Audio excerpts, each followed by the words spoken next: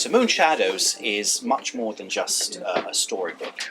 In fact, it reminds me of a part from, or rather a quote from Shadowlands about C.S. Lewis when he's signing a book for a child, a fresh copy of The Lion, the Witch and the Wardrobe, and he says, "Magic never dies," and his future wife says, "Well, if he does, sue him." So I would pose an equal challenge on his works. This book took about 2 to 3 years to complete. The illustrations are sometimes whole sets that have been built, the costumes that he has made and photographed it and then composed it together. It's also a deeply intimate account of Slavic mythology, or particular branch of Slavic mythology, Croatian mythology, which is a perfect, or rather a special blend of Celtic and Slavic. And without further ado, I would like to introduce the writer Zdenko Bašić. Thank you. Good evening to all. Thank you very much for coming here, and thank you for inviting me here. It's really nice to talk about Croatian mythology, especially because it's not well known even in Croatia. During the long period, history changes, we kind of lost our contact with Slavic mythology, and especially this special part of Croatia that has mixed. Because when Slavs came to Croatia, already there was a Roman, and before Romans there were Celts. So our stories kind of begin as melting pot of all these traditions. So we have some creatures that correspond actually with English mythology. I know that we found some creatures that are completely similar. But more than this, what Filip told, this is intimate actually collection, because I had really good luck that I had 2 grandmothers and 1 grandmother, and they were telling me these stories all my childhood. And there was not like stories like Once Upon a Time. There was like real beliefs. They were always hanging the freshly washed linen outside, but only before the dawn, before the dusk. When the dusk comes, they had to take it off because the creatures come from the forest, and there are all sort of mercs and merklings, or so dark creatures could swamp into the linen, and then you can get nightmares or something like this. And it was quite interesting childhood because we kind of play with it. For me, I only learned when I got to higher school that actually this is just imagination. For us it was kind of real life. We were playing with these creatures, we were trying to hunt them, we tried to incorporate in games, so it was, I think it was really fun childhood to have, before video games, before digitalization, before movies who pose certain looks on those creatures. So now I'm trying to tell these stories to children, but also to the grown-ups, because these stories were not meant to be told to children. Actually, grown-ups were telling the stories in between, and we children were kind of listening in the shadows and trying to catch the stories, because it was too scary and too exciting to miss. So let us while we talk, we'll play the slideshow, and now Filip will give us a first introduction to hear yeah? to hear the sound of the stories. Right, so this is from the very beginning of the book. It's the opening. Hark, would-be shadow treaders! Many forms of the old earth's ancient wisdom are written in the pages that follow. Be wary and make not light the letters lettered here, lest a curse grabs you by the heels. Those of fearful disposition, weaklings, filled with trembling terrors, venture not beyond this page, for murks and grims walk in the moon's shadow. Yet those still venturing down the path of this book, be wary of these creatures, for they lurk in ambush, ready to jump you and crawl up your back. Yeah. Imagine, if you will, that this book is an all-seeing crone's eye that by some strange dark luck slid from her socket into your hand. The eyeball is now your crystal ball, and through it you may gaze all that you sees. So being a champion thrower, You cast it high into the clouds, where it whizzes past the witches in flight, their robes billowing in cold moonlit winds. It glides above the mountains and rivers you have never heard of before, dropping among the dark roots of woods you have never seen, bumping down forgotten roads, diving into strange waters, and rolling through villages and towns whose names may not glide easily over your tongue, travelling through time itself, seeing all manner of murky, often unpronounceable creatures. This is the book of Witching Hour. The hour strikes in lands you will know very little about, but the witchcraft it contains has now been recrafted into English, so you may not be entirely lost. Yeah. This last bit was actually Philip's introduction to the book. He allowed me to scribble a few notes. Thank you. Let me just say a few words more about Croatian mythology. Well, we kind of have gods and myths, but these stories are more as folk tales. So, and the folk tales have two sorts of stories. There is like beautiful Celtic look of the stories about fairies and the creatures in the forest and all sorts happening around them, and that was my initial work that I did. It's called Tales of the Wind, and the Moon Shadows are actually like follow-up book. And Moon Shadows are a collection of the dark stories, stories of witches, of a lot of beliefs in different sort of demons and devils, but not in Christians kind of way. It is always a mixture with Christianity, but these are the creatures that people used to hunt into the forest. And there is a saying like each very rich person in Zagreb or near Samobor owns his own devil, and he feeds them, and devil in return give him money. So that's the way how somebody became rich. But there is also like humoristic story of this, or moral story. If you forgot to feed the devil, then devil will break your house. So we have even I found when I had researched there is in Samobor archives was a story that was written in old police station. Let's say, I think it's 18th century, when one person forgotten to feed the devil, so everybody called out for help to police station because the devil was breaking the house, and the police was taken out to see the devil, and they entered the house, but the devil could not be seen. But in the end, they saw the devil on the window, and they said it looked like a dog, and threw a big pot of feathers out to the policemen. So it's kind of always intertwined between imagination, mythology, and kind of reality, because folk history is always combined with these myths and folk tales, especially in this region of the northwestern part of Croatia. I will try to show you a little bit how it is done. Now you've seen kind of final illustration, how did they look, and I will try to show you how the process of creating the illustration went. This might be interesting. And Philip can, while we look, read us a story, maybe. Of course. Today, Wait. this... Oh, no. Please. Fine. Then maybe not today. Yeah. Tomorrow. Ah, it is.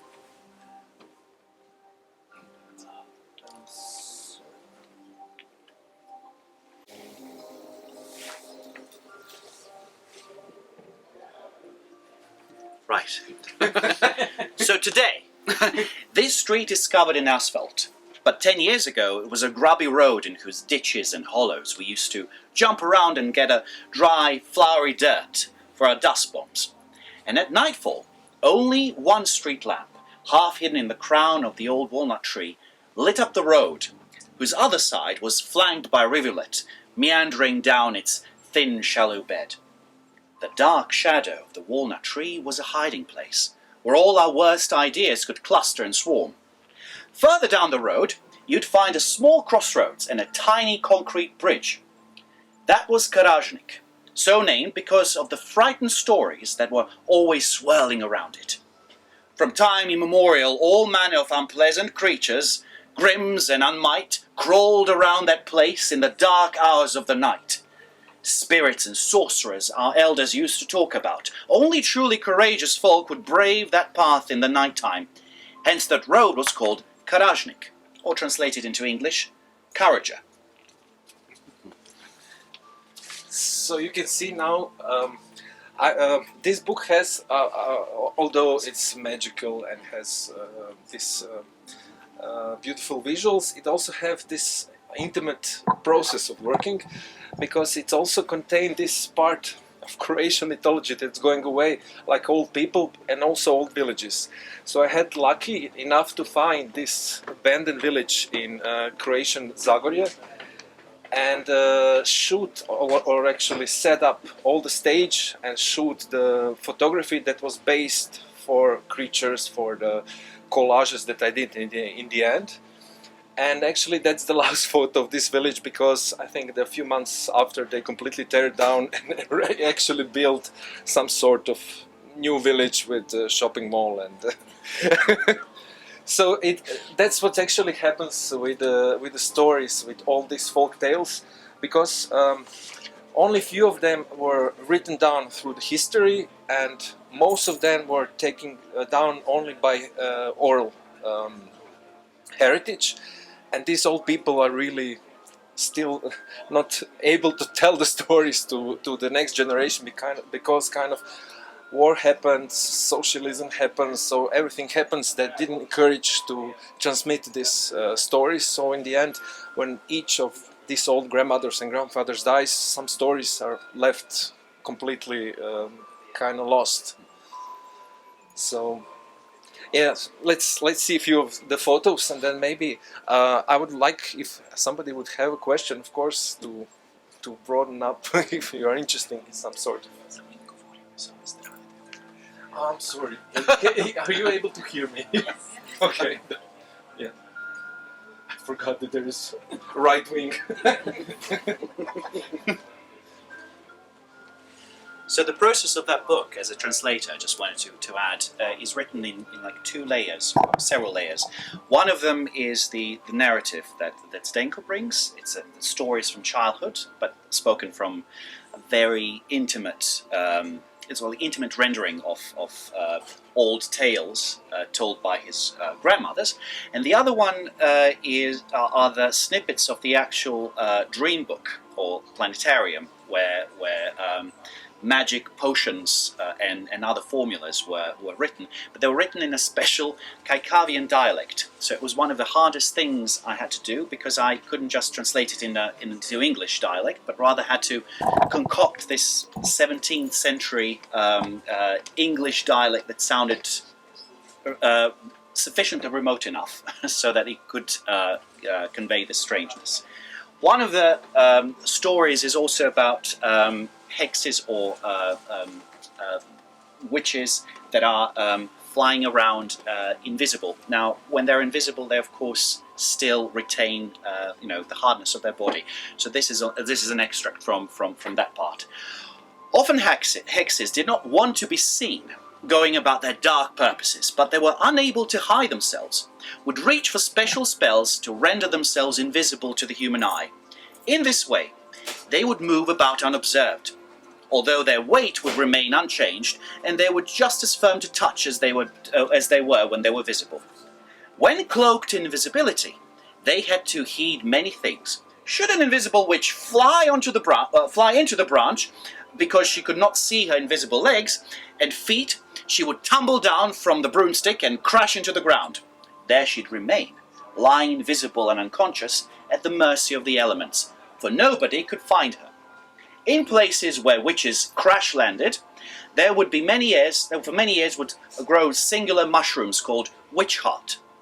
Even though their invisible bodies would rot in time, their dry witches' hearts are snewy and tough and resist decomposition for a long time. Only mushrooms can dissolve them, and that is why they grow in such places.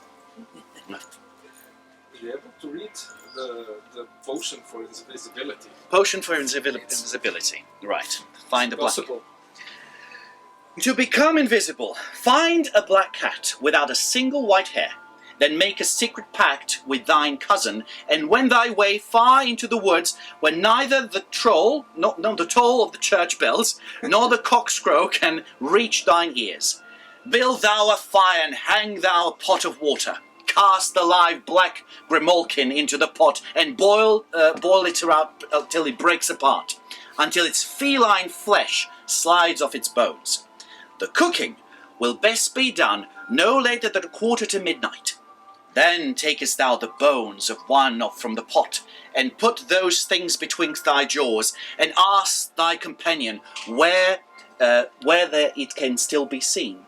Repeat until it confirmeth that it cannot see thee, that is, until thou changest upon the bone that makest thee invisible. Yet before thou lightest the fire, thou must draw down a magic circle round thee.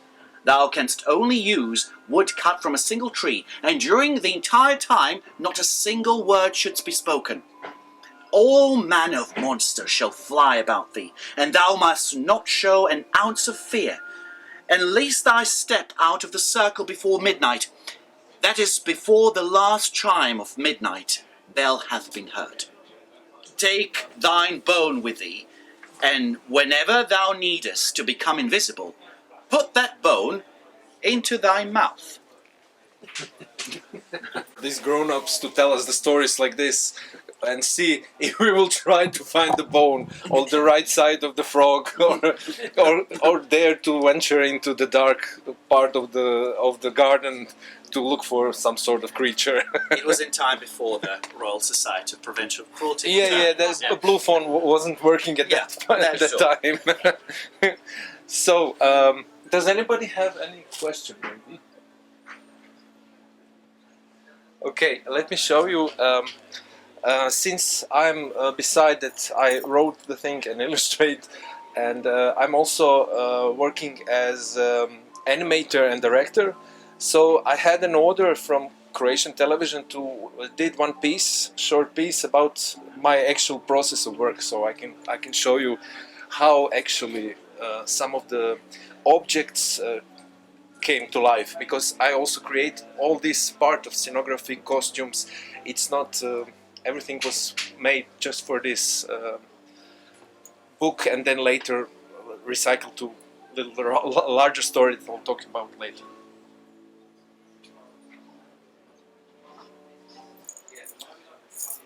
Okay, just give me a few seconds.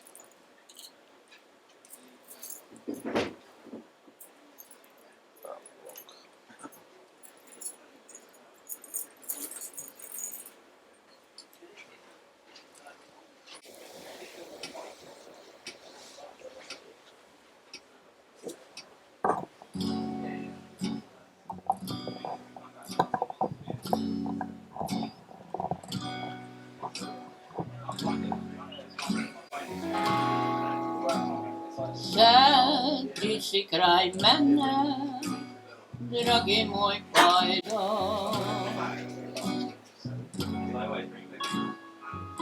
Dlho se videli nismo, to ti dobro znaš. Vrime se je spremenilo, stari smo postali. Tak zgledimo kak daleko, drugom leta krali.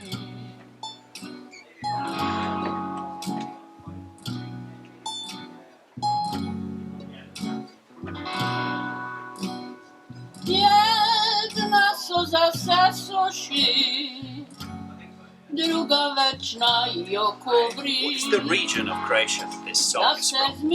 Međimurje.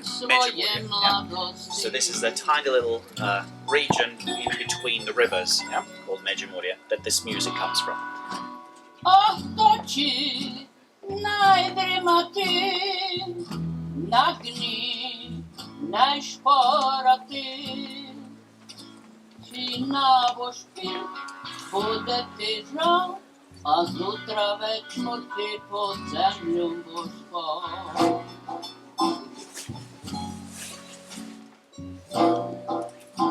Oh, to nagni, najšporati, či na božki bude ti žal, a zutra već mrtvi po zemlju. Where was this specific set used? Do you remember? Two cellos. Aha, there was a two cellos concert. Yeah, this specific set.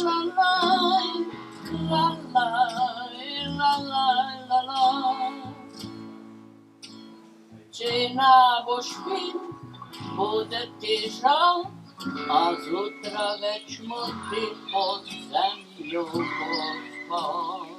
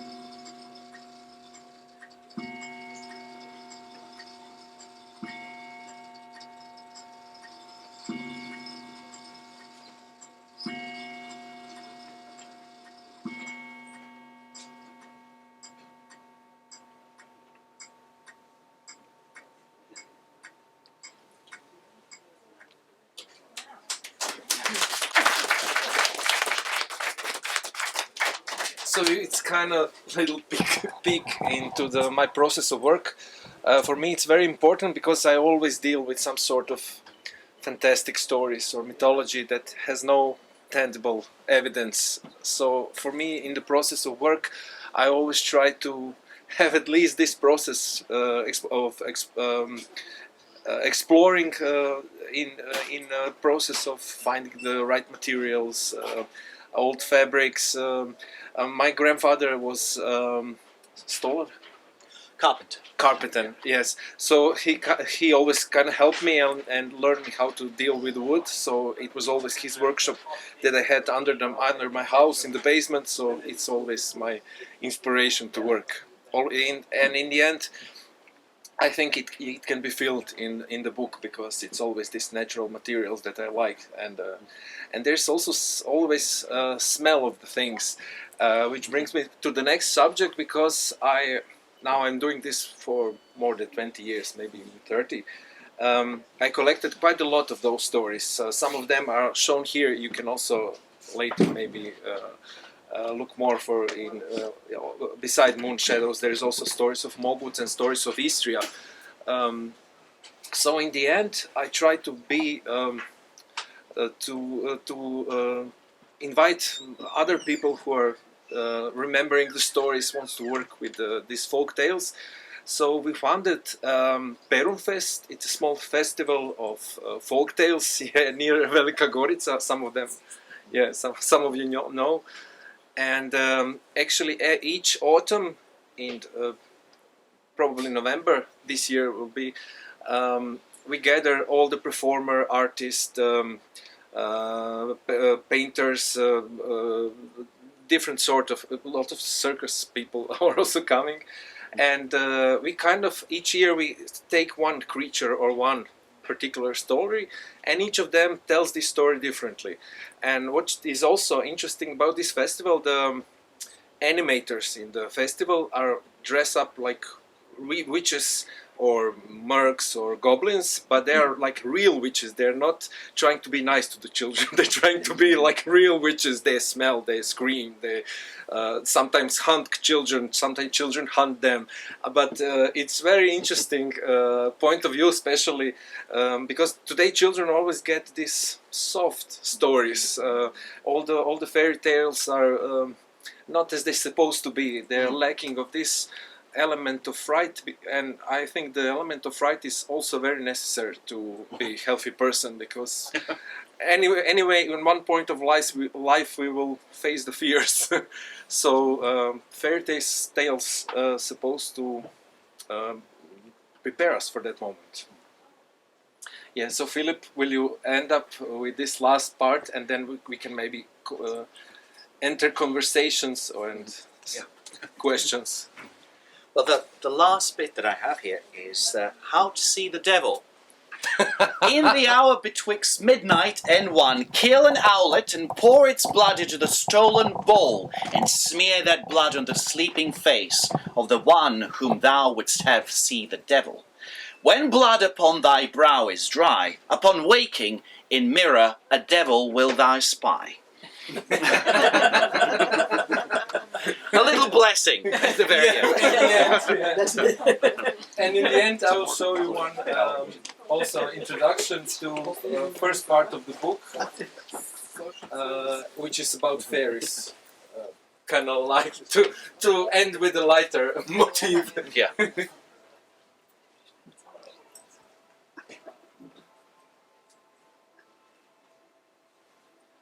So Philip? Once upon a time, the night belonged to the creatures of the dark. I never failed to work. Once upon a time, each flower had its own fairy.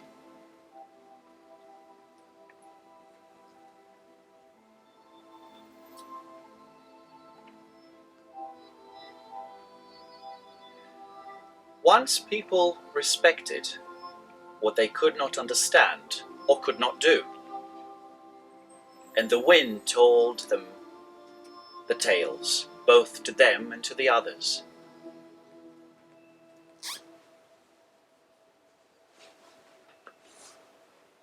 Today we present you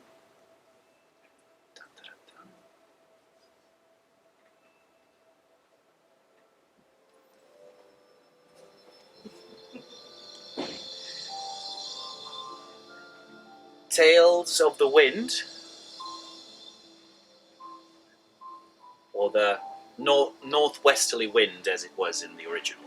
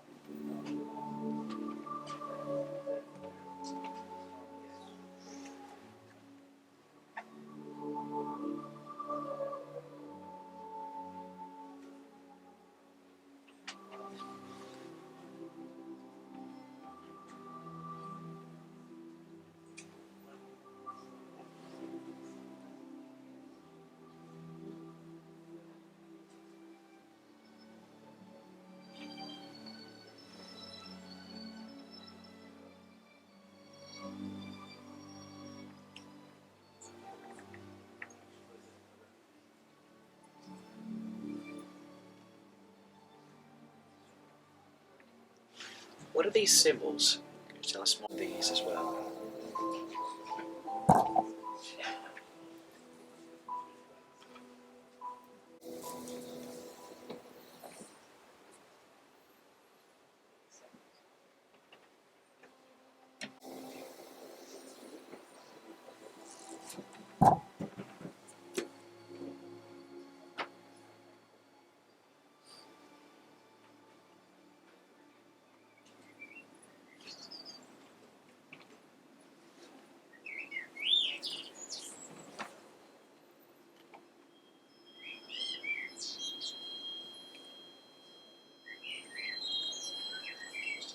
It was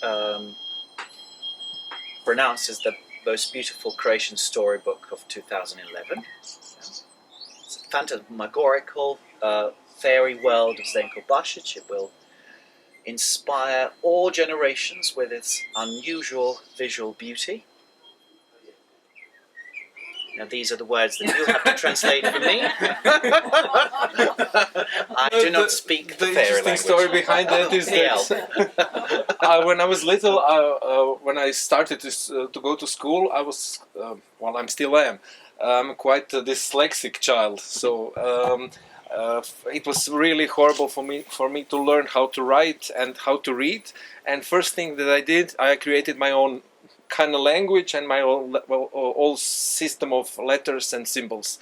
And I was writing down with this, and nobody can correct me. So, so in the end, I made a font of it out of it, and I'm still writing with it. So it became language of the fairies. So in the books, when I speak some sort of hidden messages to the fairies, then it's written in these symbols. Well, thank you so much. Thank you. If you have any questions, please, we can talk, and we can invite you now to kind of look through the books. I'm in between. You know, how do you end up doing something like this? All of us have childhoods with, full of imagination, but I think very few of us have, high school career officers who say, Wendy, I think what you should do. yeah, I know. And actually, I don't have an answer to that. It I always feel that these stories chose me, because I didn't choose to do it. When I started to go, I went to the School of Applied Art. I studied first graphic design and later animation. And it was, I was not profiled as definitely not as ethnologist, not as collector of stories. But at one point, I just felt that all these stories in my head that I had to express it some way. And when I started, at the end of my first collection, my first grandmother died. And then I realized, oh my God, if I don't put it somewhere, they will really be lost. And at the end, I told you about this to Filip, I think. At the end of the academy, there was still military service. And I didn't go to the military service. I applied for civil service in old library in Samobor, and there they let me to archives, and then I decided, okay, that's definitely what I like to do. And they give me all the books and all the stories, and it has to be always some old lady or old mister that keeps these secrets somewhere hidden in the books. And then since I was in this part of region and I already knew the stories, they were all really open to me, and they started to tell me the stories. So in the end, I became collector of the stories in some manner. And my visual craftsman in the end helped me to express these stories, because in even the graphic design and animation, it's always around narrative and storytelling, and this is just one more story to tell in different way. Yeah. Do you have a favorite story from your childhood, or one that has stayed with you and resonated? Oh, I have few of them. But maybe, I forgot the main part. Maybe why these stories were that much impressed all of my family, even me, is because we had a kind of witch in the family. So aunt of my grandmother was like real village witch, and she was, I don't remember her because she was already dead when I started to doing my thing, life, everything.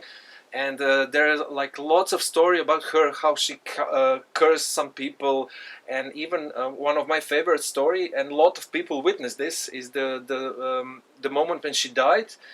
At that time, the carriages were still carrying the coffin out of the house, and the house was on the hill, and horses supposed to go down the hill with the coffin, and they couldn't move the coffin.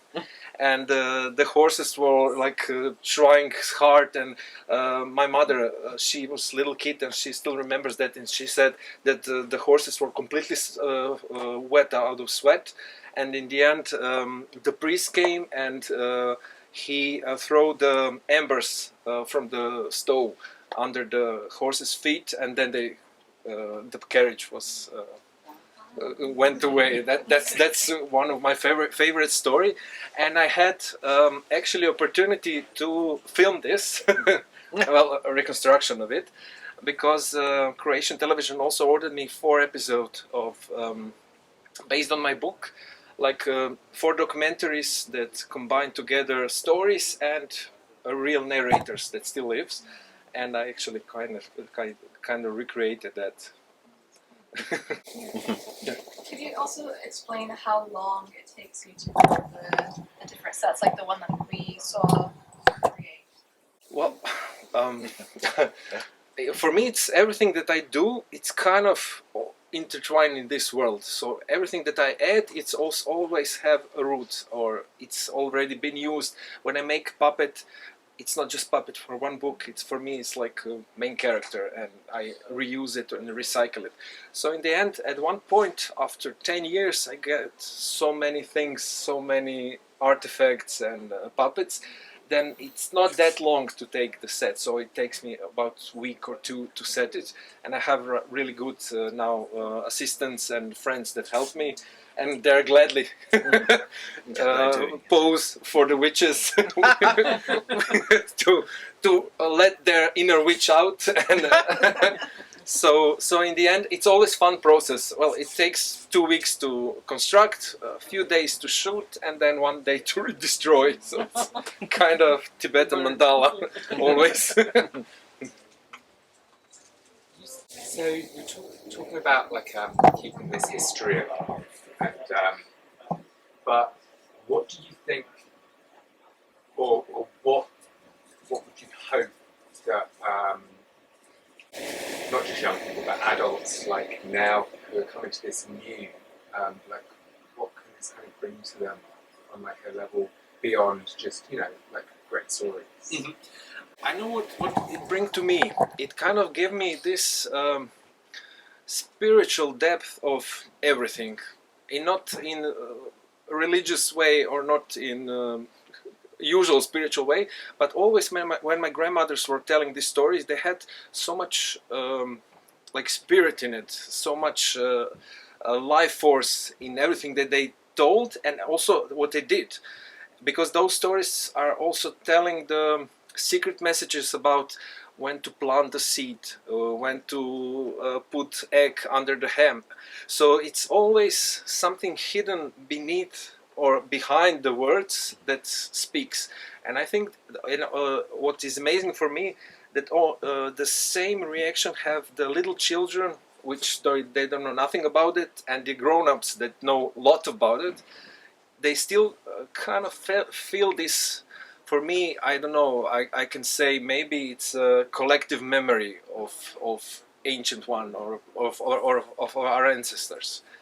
And I think that's something valuable to, beside the, of course, fantastic fantasy world, that's also something that I think everybody are looking in a way. Yes, just in Croatian, the language that book is written, is it some kind of dialect? Is it old? Well, I just saw a couple of slides. But, yeah, the part where it's several layers. One layer is that I write in my own impression, and in one layer I try to make like cutouts of this old book that my grandmothers had in boxes under the bed. which is in dialect. And my grandmothers were talking in this dialect, and this dialect is really specific because it's kind of own language in Croatia. Croatian, it's completely sub-language of Croatian, and some people who speaks normal Croatian sometimes cannot completely understand Kajkavian language. That's how it calls in Croatian, and the sound of the storytelling in this language is amazing. That's what I wanted to kind of preserve, and that's what Filip translated in non-language. But where it comes from exactly? So This part of Kajkavian, it's from Zagreb and Samobor. Zagreb and it's not Zagorje or Međimurje. No. It's Zagreb Prigorje region. Yes, because Kajkavian language also have its own dialects, and each region of Croatia where this Kajkavian language is spoken has sub-dialects, and sometimes they really get offended if you get it wrong. So it's Prigorje, it's called Prigorje, it's always around this mountain of Medvednica where Zagreb is located. So in front of the Zagreb, on the southern side, it's Prigorje, and behind on the northern side is Zagorje.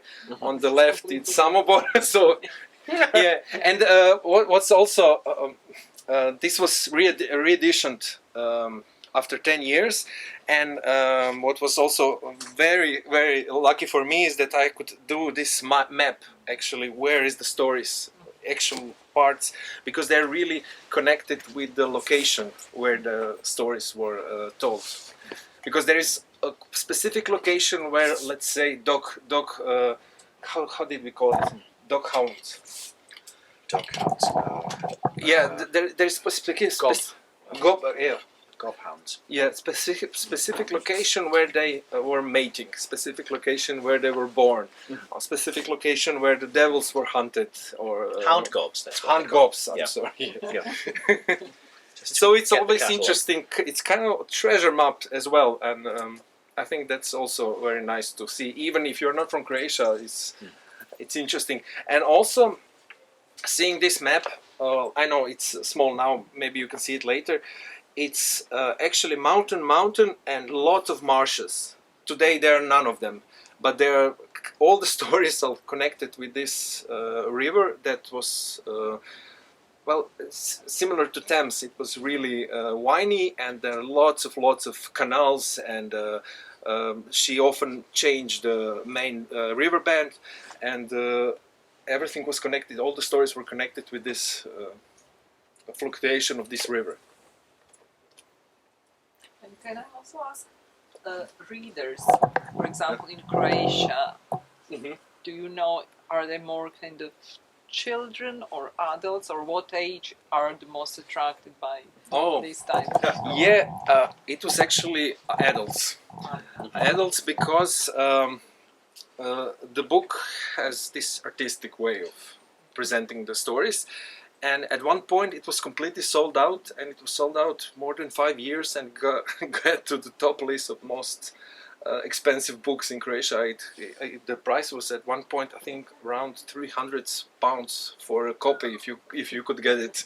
And now when this new edition came out, it was completely sold out. I think it sold it out in 6 months.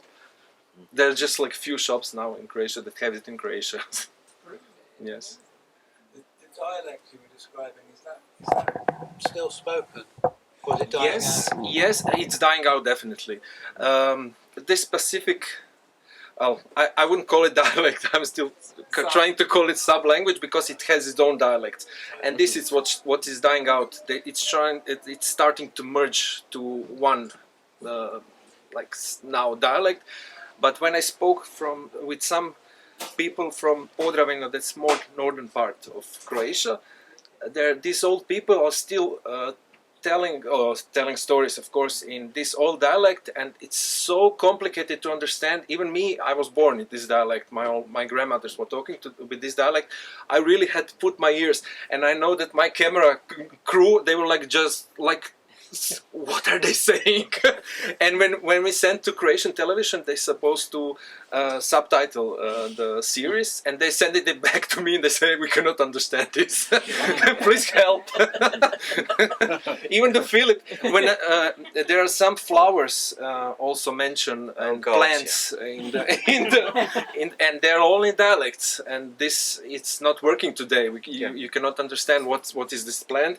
And then I found the plant in Latin, and then sent Latin to Philip, and then Philip translated in English because. Those long, torturous nights. 3 o'clock in the morning, he calls me. Found it. Yeah, because it's not, and because it's all herbs and wild grass, and it's not in use anymore. Even in to modern, retrace it, modern back language through Latin. Yeah, it was difficult, and sometimes I would miss it, and then you would be on my case. So it was the hardest part was translating plants. Yeah. At some points, I just I thought of creating voodoo dolls. But luckily, this dialect is also influenced by German. Lots of words has this German root in the dialect. So when you think about, then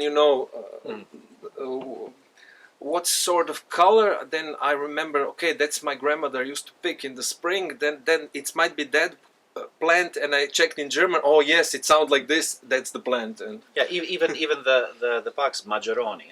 That was it was like they're wearing Hungarian colors, and you had to think of the old Hungarian, the insects. Yeah, the old no, the lizard. A lizard. Okay, so it's not an insect. I can't remember. The black and yellow lizard. Yeah. And in dialect, it's called Maggiorone. Hungarian. It means Hungarian. But it's not the new Hungarian colors, but the old ones. Which was used in gold and 18th. It was quite deciphering quite a lot of times. And, but that's also what's very, very fun with this work. It still feels like you're exploring uncharted territory. That's one part of the fun. And the territory slowly but surely dying out. So it's the last traces before you. So. But luckily, I think this kind of really helped, especially with this book about moguts. It's also one small part near Zagreb. It's called Turopolje. And these creatures, moguts, were in the... Now, most of people in Croatia knows about moguts because of the book. I'm really happy about this. But when I started to do the book, when I asked people about moguts, they said, no, I never heard of it. Even in this region, when I asked, no, I never heard of it. I have one artist friend, he's like 70 year old, and he has a very old mother, 94 years old. And I asked him, can you check with your mother about moguts? And he said, no, that doesn't exist. I never heard of it. And he asked, and later in the evening he called me, and I found lots of things. She remembers even the old sayings about moguts, and so that's also a fun thing to do. Kind of refound something that's even 100 years ago was completely well known, because each village in this region had its own mogut. It was like village guardian, village wizard, and they could live for a long time. They could travel through time. They could bend space. They had extraordinary strength and wield power, thunder. And there were giants as well. In a way. When occasion occurred, they can grow as a giant and then move thunders and catch thunders with hands. So it was a fun thing to do.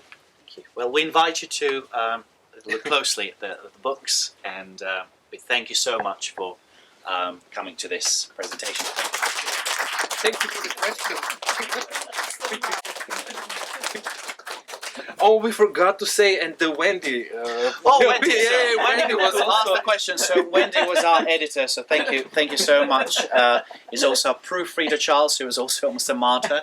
And thank you so much for all the works and support. Thank you.